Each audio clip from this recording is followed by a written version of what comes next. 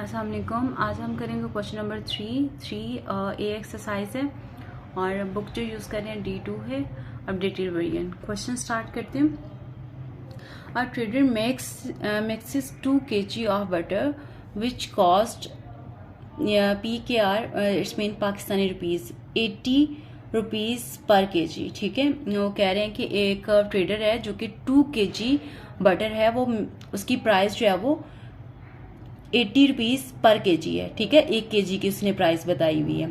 ठीक है, अब अगर नेक्स्ट क्या है, उन्होंने कहा with 2 kg of butter which cost is 60 पर केजी। ठीक है, अब उन्होंने कहा है कि एक 2 kg बटर था, अब उन्होंने कहा है इसकी प्राइस जो है वो 80 रुपीज़ है पर केजी। अब उन्होंने कहा एक और टाइप का बटर है जो कि 3 kg है, उसकी प्राइस जो है वो 60 रुपीज़ है पर केजी। ठीक है, अब नेक्स्ट देखिएगा। नेक्स्ट उन्होंने कहा है कि he sells the mixture at 25.5 rupees पर 250 kg। वो कह रहे हैं कि अब उन्होंने उन दोनों जो बटर्स हैं उनको मिक्स किया है। मिक्स करने के बाद उसने अब जो सेल कर रहा है वो 250 ग्राम को सेल कर रहा है 20.5 रुपीज़ के साथ। ठीक है, अब उन्होंने कहा express is profit as a percentage of his selling price. ठीक है, अब हम लोगों ने क्या करना है, इसका प्रॉफिट फाइंड करना है।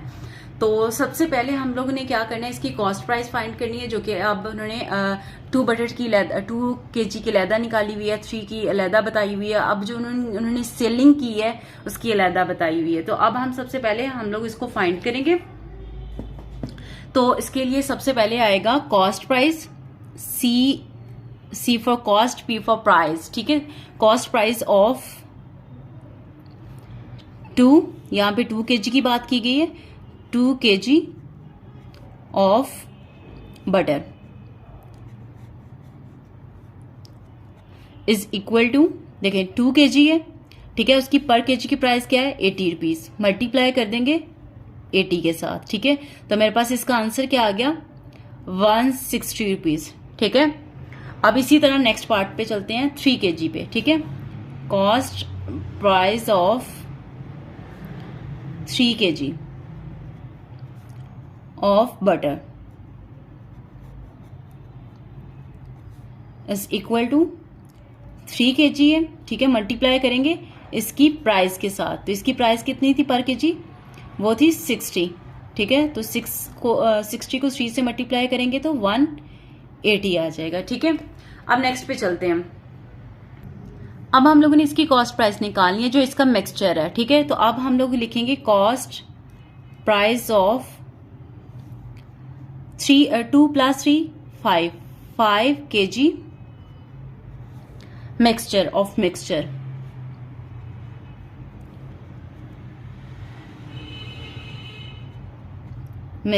इज इक्वल टू, अब यहां पे देखिएगा आप कि अब जो उनका जो मिक्सचर है ना, मिक्सचर की प्राइस जो है वो डिफरेंट है। ठीक है, तो अब हम लोग इसके अकॉर्डिंग चलते हैं।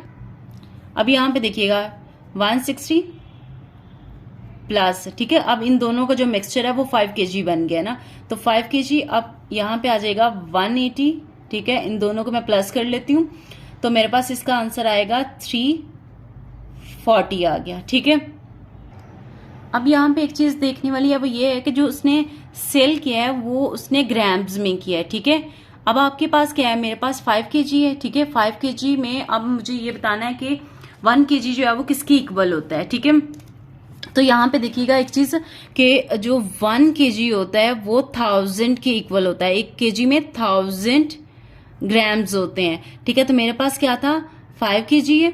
ठीक है, तो अब मैं क्या करूंगी 5 को मल्टीप्लाई कर दूंगी 1000 के साथ। ठीक है, तो मेरे पास इसका आंसर क्या आ गया 5000। ठीक है, ग्राम्स।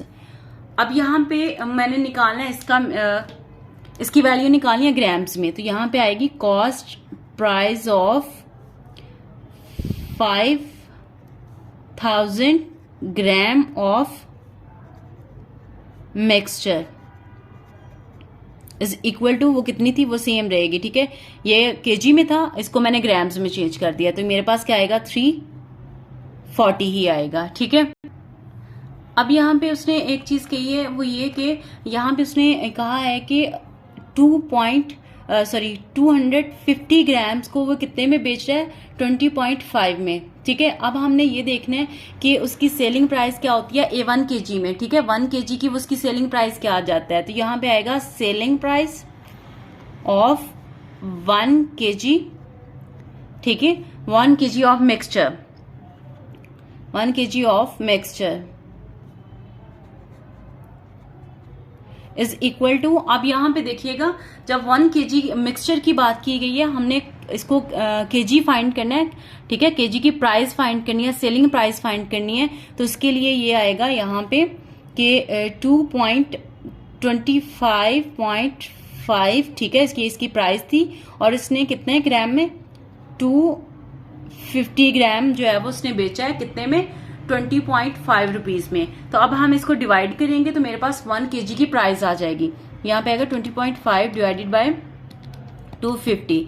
तो मेरे पास जो इसका आंसर आएगा वो है 0.102 आ गया। ये किसकी प्राइस आ गई है, ये 1 kg की प्राइस आ गई है। ठीक है, 1 kg जो उसने बेचा है वो 0.102 रुपीज में बेचा है। ठीक है, 1 kg को, ये तो हमारे पास होगी 1 kg के लिए। ठीक है, अब हम लोगों ने क्या करना है, अब हमने फाइंड करना है 5। ठीक है, सेलिंग प्राइस ऑफ 500 ग्राम। ठीक है, selling price of 5000 gram of mixture is equal to, अब ये जो रुपीज है इसको 5000 के साथ मल्टीप्लाई कर देंगे, 5000 मल्टीप्लाई बाय 0.102 आ गया। ठीक है, अब मैं इसको मल्टीप्लाई करती हूँ